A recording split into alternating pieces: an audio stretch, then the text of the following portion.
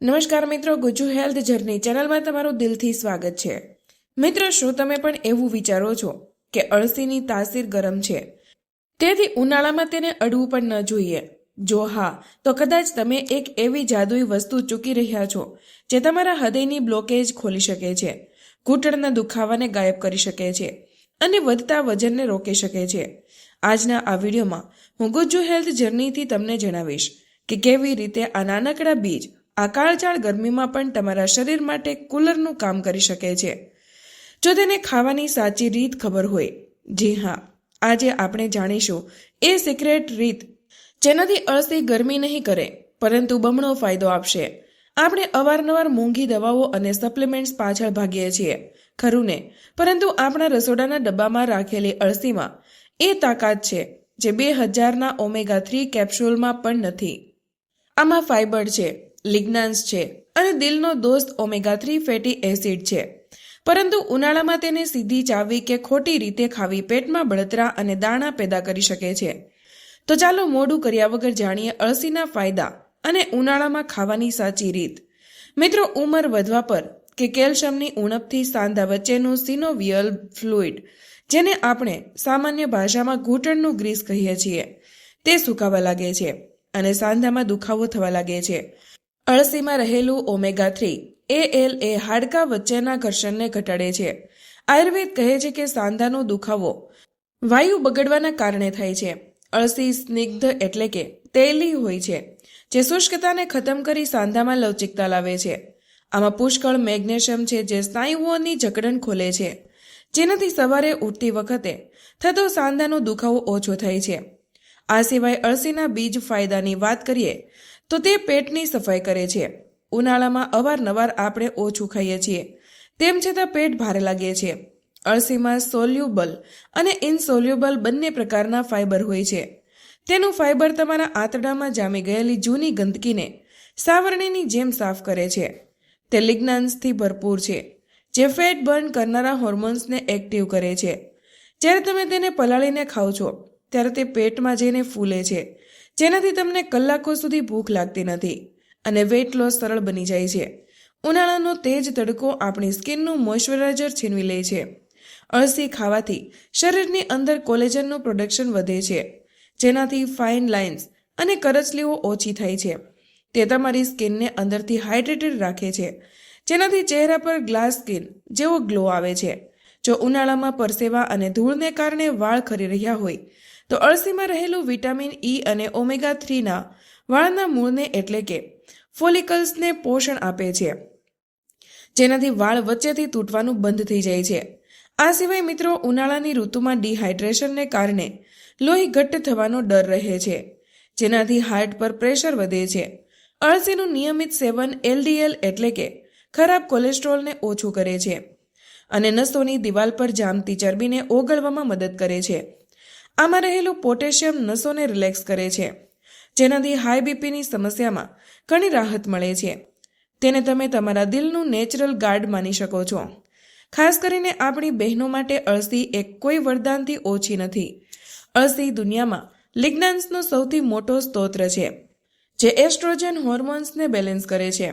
PCOD કે પીરિયડ્સમાં થતા દુખાવાને ઓછો કરવામાં તે ખૂબ જ અસરકારક છે। ઉનાળામાં થતી હોર્મોનલ ગરમીને પણ તે શાંત કરે છે। મિત્રો, જો તમને કે તમારા પરિવારમાં કોઈને શુગરની સમસ્યા છે તો અળસી તેમના માટે કોઈ દવાથી ઓછી નથી। વૈજ્ઞાનિક રિસર્ચ કહે છે કે અળસીમાં રહેલા લિગ્નાન્સ અને ફાઇબર શરીરમાં ઇન્સ્યુલિન રેઝિસ્ટન્સને ઘટાડે છે। આનો અર્થ એ છે કે તમારા શરીરનું ઇન્સ્યુલિન યોગ્ય રીતે કામ કરવા લાગે છે અને શુગર લેવલ અચાનક સ્પાઇક થતું નથી। અળસીનો પોતાનો ગ્લાયસેમિક ઇન્ડેક્સ ખૂબ જ ઓછો હોય છે। જ્યારે તમે તેને તમારી રોટલીના લોટમાં કે દાળમાં ભેળવીને ખાઓ છો ત્યારે તે આખા ખોરાકના પાચનને ધીમું કરી દે છે, જેનાથી જમ્યા પછી જે શુગર એકદમ વધી જાય છે તે કંટ્રોલમાં રહે છે। તેના એન્ટીઓક્સિડન્ટ્સ તમારા પેનક્રિયાઝના સેલ્સને ડેમેજ થતા બચાવે છે, જેનાથી લાંબા ગાળે ડાયાબિટીસ મેનેજ કરવું સરળ બની જાય છે। આ ઉપરાંત મોટાપો ઘટાડવા માટે લોકો હજારો રૂપિયાના સપ્લિમેન્ટ્સ ખાય છે, પરંતુ અળસીની કામ કરવાની રીત બિલકુલ અલગ અને અસરકારક છે। અળસીમાં ખાસ પ્રકારનું ચીકણું ફાઇબર હોય છે। જ્યારે તમે 1 ચમચી અળસીનો પાવડર ખાઓ છો ત્યારે તે તમારા પેટમાં જઈને પોતાના વજન કરતાં 9 ગણું વધારે પાણી શોષીને ફૂલી જાય છે. આનાથી તમારું પેટ ભરેલું લાગે છે અને તમે વધારાનું ખાવાથી બચી જાઓ છો. અળસી શરીરના મેટાબોલિઝમને તેજ કરે છે. આમાં રહેલા એન્ટી ઓબેસિટી એજન્ટ ખાસ કરીને પેટની લટકતી ચરબી એટલે કે વિસરલ ફેટને ટાર્ગેટ કરે છે. જો તમે સવારે ખાલી પેટે પલાળેલી અળસીને હુંફાળા પાણી અને લીંબુ સાથે લો છો તો તે શરીરની અંદરની ગંદકી અને વધારાની ચરબીને પરસેવા અને પેશાબ દ્વારા બહાર કાઢવામાં મદદ કરે છે.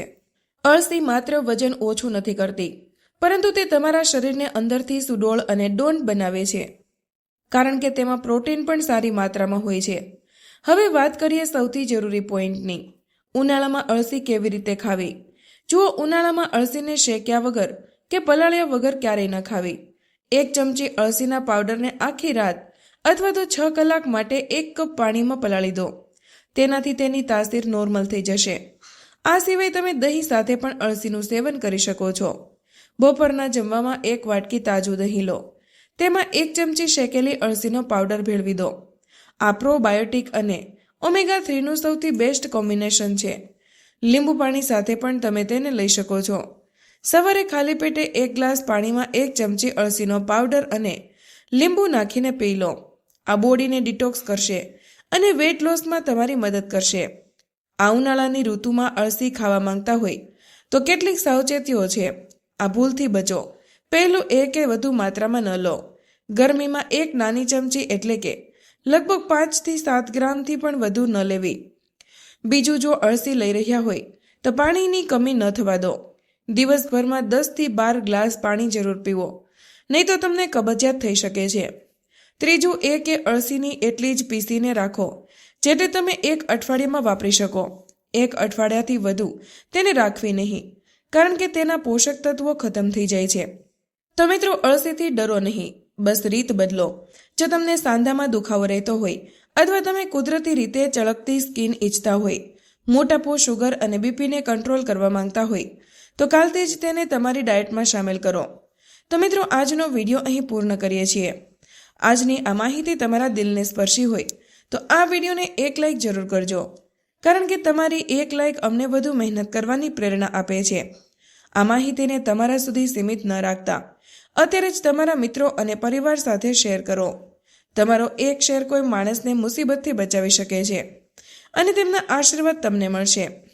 આવા જ બીજા સ્વાસ્થ્યપ્રદ અને અસલી નુસ્ખા મેળવવા માટે અમારી ચેનલને હમણાં જ સબસ્ક્રાઇબ કરો અને બેલ આઇકનને દબાવવાનું ભૂલશો નહીં, જેથી કોઈ પણ મહત્વની જાણકારી મિસ ન થાય. તમે કયા શહેરથી આ વિડીયો જોઈ રહ્યા છો તે નીચે કમેન્ટમાં જરૂર જણાવજો. મળીએ એક નવી માહિતી સાથે. ત્યાં સુધી બધા સ્વસ્થ રહો, મસ્ત રહો, સુરક્ષિત રહો. ધન્યવાદ.